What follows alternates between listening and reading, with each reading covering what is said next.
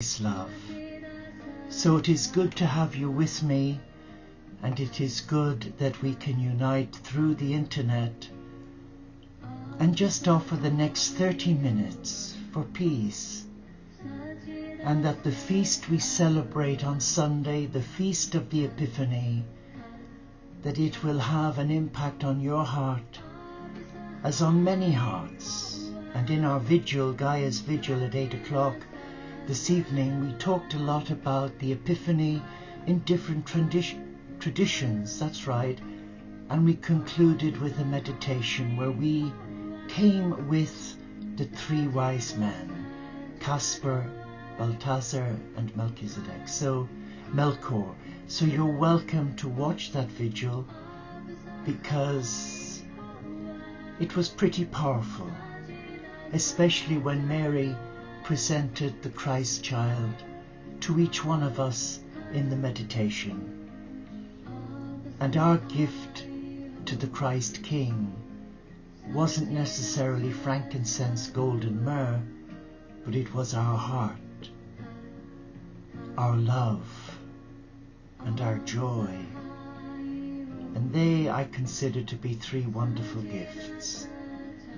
So we begin our session this evening by first welcoming you. And now let us just relax. Let us come into the presence of love, the love of the Supreme. And as we do so, we relax, knowing that there is unconditional love for all of us. And as we gather around this table, we welcome each other, we embrace each other, for we are equal, regardless of our belief. And as a Catholic Christian, lay monastic Franciscan, who lives a simple life in the footsteps of Jesus and Francis, I embrace all faiths, regardless. For that is the vision of Francis from God, to reach out to all beliefs. And I hope we're doing that through our live stream recordings. I would like to share with you, if I may, a reading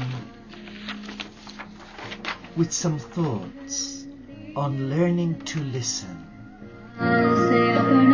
On learning to listen to the heart. Listening is a gift, really. It doesn't come from a textbook. It doesn't come from learned teachers. It actually comes from the heart learning to be still. It comes so that we can hear what the Supreme is saying to us. But in a busy world, and if we live busy lives and multitask in the process, often it's difficult to listen because we can get so stressed. Even in the monastic life, where we have many little jobs to do around the house, you'd be amazed how sometimes we can end our day feeling absolutely exhausted. But if that carries on, we end up with very little quality time, and we lose the art of listening. Not listening to other people, but listening first to our heart, of what is the heart saying to us. And then through silence and switching off the busy mind, we're given a very precious gift. The gift of listening to the heart. And you know, and I know, that the heart is the gateway to our higher self, our soul. And the soul is the gateway to God. And in those periods of silence, the Father, Mother, God unlocks the mystery of allowing us hear and sense and just be. allow me now to share with you some pointers that might help. It is helpful if we are comfortable while we prepare to listen to the Lord. If our bodies are too tense, or we are too cold, or maybe too hot, our back aches because the chair is uncomfortable, our minds will keep coming back to our physical discomforts instead of relaxing and thinking of the Lord. It can be a great blessing as well to sit quietly in His presence, not thinking about anything, especially anything in particular, not wanting anything from Him, but just to sit and enjoy His company. And that is a gift, to just want to sit and enjoy, like now, in the company of God, in the company of heaven, in the presence of our spiritual teachers, in the presence of the Christ, the cosmic Christ. It can be a great blessing as well to sit quietly in His presence and just remember a story I was told many years ago as a young nursing monk in Warrenpoint, County Down, in the throes of all the problems with the IRA. As a young monk on night duty looking after a large number of psychotic patients when we would have the bomb scares, I remember an old Franciscan priest once sharing with me, because he could tell I was anxious, of where they'd planted the bomb in the monastery or in the hospital. We had a psychiatric hospital there, and as young monks it was quite a threatening experience, especially just being ordained and coming from a place like Cove, County Cork, where we lived a solitary life, a contemplative life for 3 years, to suddenly be thrown into all this chaos. And Father Gorey, Lord rest his soul, was a dear friend, and he shared with me, he said, look, let me tell you this story. There was an old woman in the west of Ireland, and she was sat there praying to God, and all she had was her rosary. And the bishop was due to make a visitation to the parishioners in this small rural hamlet. I think it was somewhere between Galway and Connemara, an insignificant little place. And of course the bishop came with all his retinue, his secretary, his PA, and several of the other priests and religious from the parish and diocese. And he went and he made a private prayer in front of the Blessed Sacrament. But interestingly, he caught sight of this old lady with a shawl around her. And she must have been in her 80th year or more. And she was doubled over saying her prayer, and he could hear the beads rattling. And she was just quietly humming the prayers. And he happened to say to her, "What are you doing?" She said, "I'm praying the rosary." He said, "Oh, we don't do that anymore. It's out of date. It's old-fashioned. You've got to get with it." She said, "There's nothing to get with. The rosary is my prayer." He said, "But wouldn't you be better reading the Bible stories in the New Testament?" She said, "This is the New Testament." He said, "What do you mean?" And she said, "Well, on these simple beads, you have the 5 joyful mysteries announcing the birth of Christ. You have the 5 sorrowful announcing His death and crucifixion and agony and His resurrection in the glorious mysteries." And he looked at her disturbed and puzzled, and she said, "Isn't it far better to keep it simple?" So the rosary is really all those books that you talk about and more.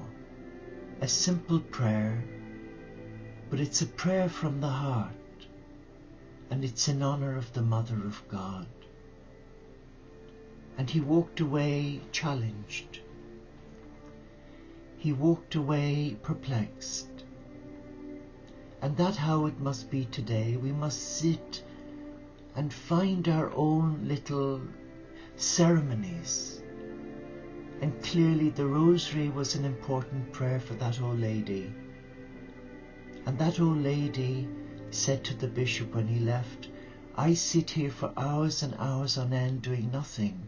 I just sit in the presence of God. And I don't have to say anything because he can read my heart and he knows that I'm in love with him. And that really is the story of listening. That is the story of finding your true worth. But allow me carry on. I digressed and I'm sorry. Some people find that God speaks to them while they are on the move. Yeah, that's true. Another friend shared that she heard the Lord many times while taking her dog for a walk. That is also true because it happens to me all the time. That's why I love to get out of the monastery early morning and mid-afternoon for my little break into the woods and connect with Gaia and the angels and the messengers of God. Another friend shared with me that she hears God by just listening to the birds singing, and that resonates 100%. For myself, it was while I was hoovering that he put into my mind the idea of writing down these thoughts. And from scripture we have the story of the two disciples walking on the road to Emmaus,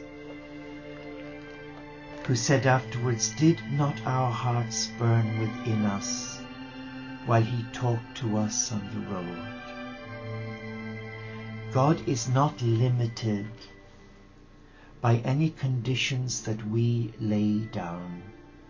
So we need to widen our thinking and expect him to speak to us at any time, day or night.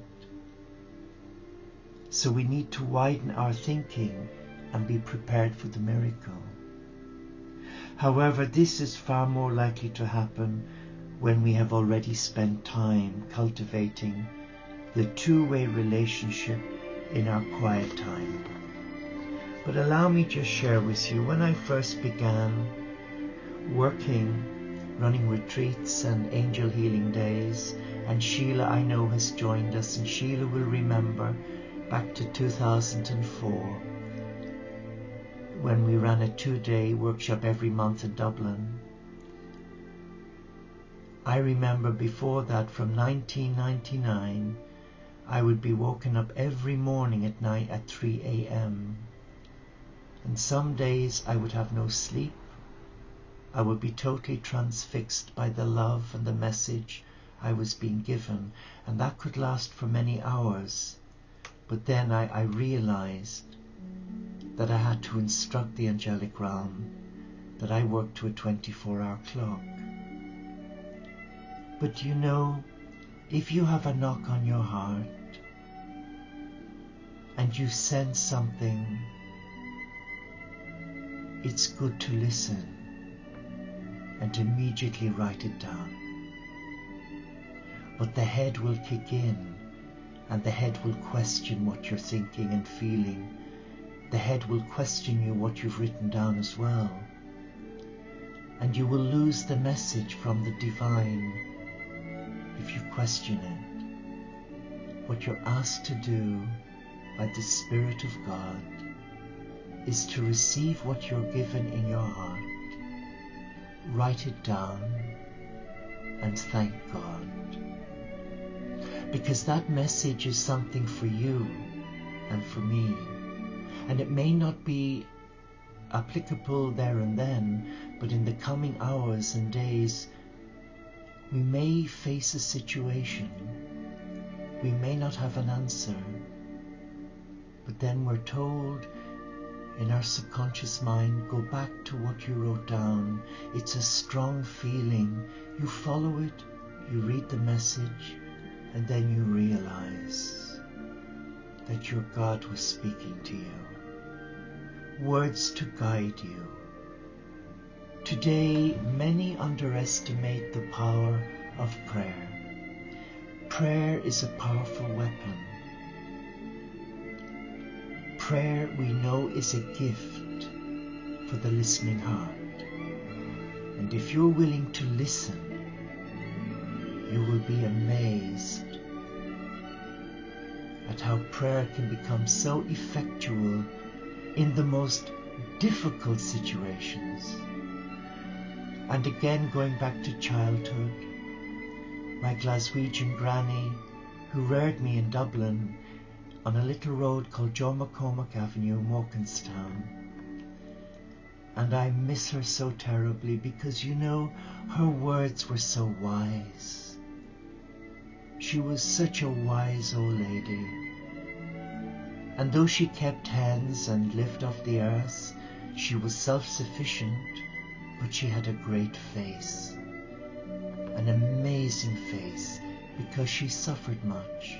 In the Second World War in Glasgow, she was a suffragette, the first woman to drive a crane in Glasgow. And when I was 3, she brought me to Dublin. And then 2 years later, my mum and dad joined me from Glasgow. But you know, she told me about the power of prayer. And she said, the family who pray together, they stay together. And those families who don't pray, they will splinter and divide, and the evil one will come in. And all I can say is I witnessed that recently in our spiritual community. Yes, I did. If we truly honor our heart and make time each day, not only to pray to God using words and reading, but to listen and just sit in His presence, then something amazing happens. So let us take this information. Let us take this now and let us come to this table. Let us sit. Let us relax. Because we've come into the presence of God. Who is God? Well, God for me is the Creator, the one who created everything to help me survive in this beautiful world. And when things go against the grain, when you're rejected or misunderstood, when people say all kinds of unpleasant things about you, and you know in your heart they're not true, then you come to your beloved, you come before God, and you bless those people. You bless them with love. But that doesn't say that you've got to go back for more punishment. You love them, but you don't like the person they've become, because it is they who've stepped out of their comfort zone with God, and it is they who have to find their path. But we must pray. We must never ever give up on the power of prayer.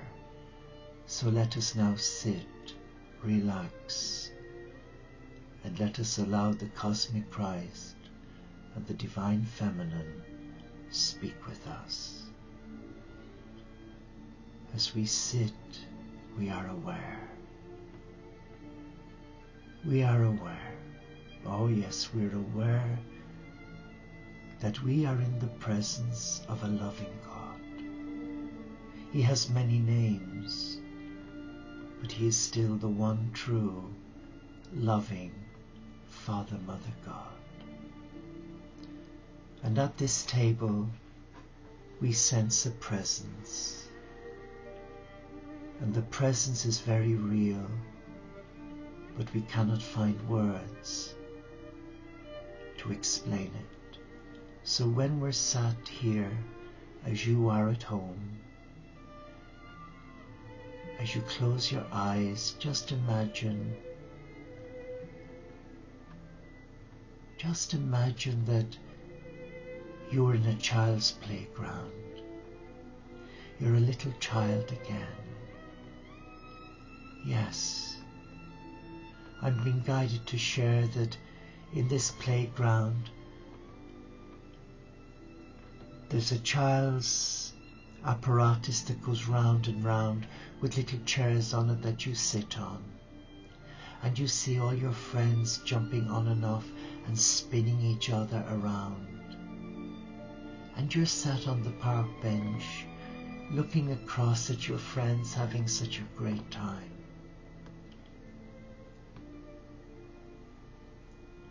And then it's your turn.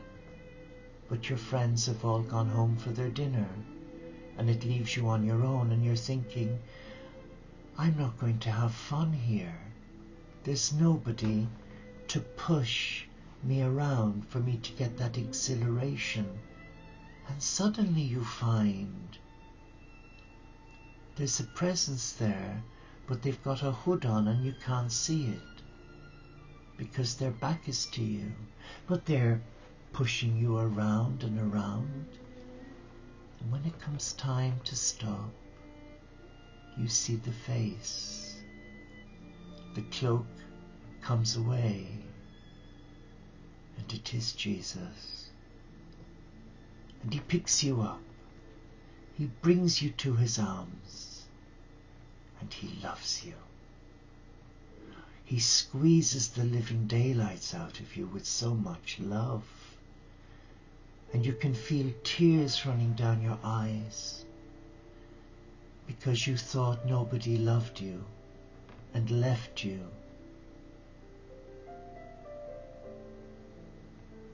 But as the beautiful story goes of the footprints in the sand, when we thought that everyone had abandoned us, and when we looked at the footprints in the sand of our life, we thought they were ours.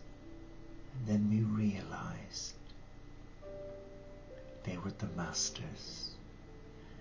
And he says, those footprints were mine, and it was I who carried you, like I'm holding you now, as a little child. Because in my kingdom you are still a child of God. Though you've matured into a beautiful person, you're still a little child.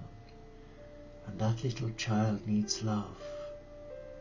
And I want to love you and release all the fear, the sadness.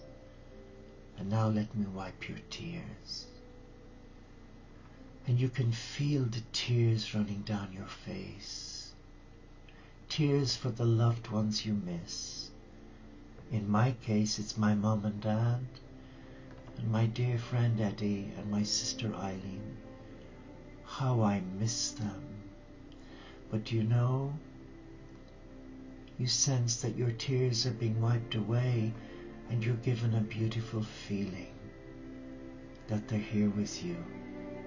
They're here with you, and they're supporting you so that you don't give in or give up. Allow the Master close to his heart, and you can feel his heartbeat against your tiny heartbeat. And he allows you run your fingers through his long tressly hair, and you can see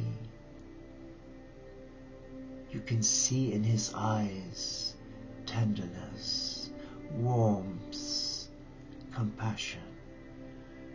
And you can also feel that by how he holds you so tenderly. And now he puts you down, your feet are on the ground, and you're skipping with joy. And he asks you, where do you live? And you point to him, the house where you live. And he asks you, may I walk with you? And you say yes. And he walks with you to your front door, And there's such a bond, a reawakening in your heart that you've come home. And he kisses you again. And he whispers something to you that's personal. Let us listen. Let us listen to what he's saying to you. Let us listen.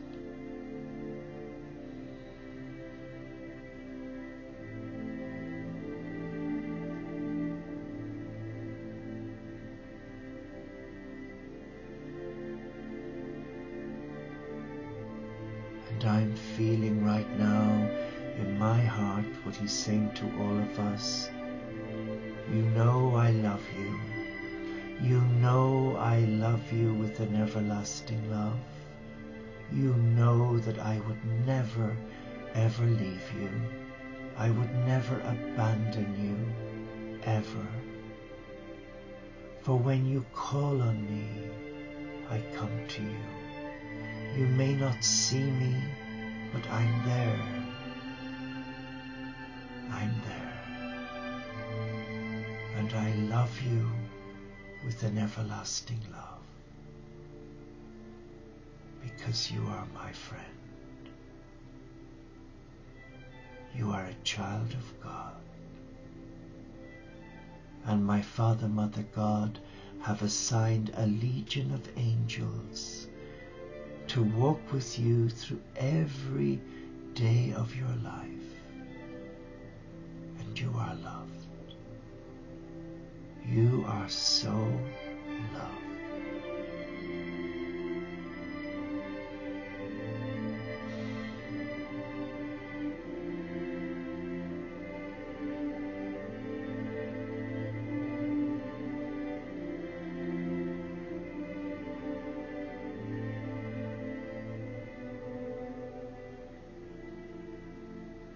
Just relax now.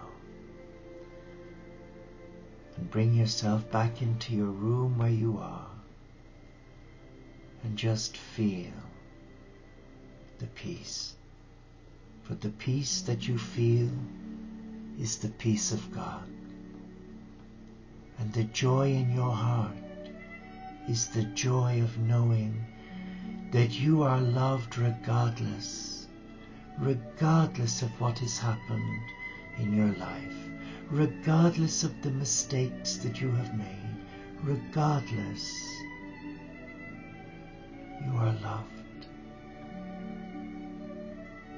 And where you are right now, you sense all around you an aroma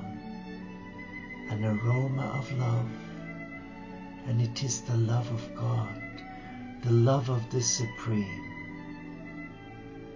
who has never abandoned you or me.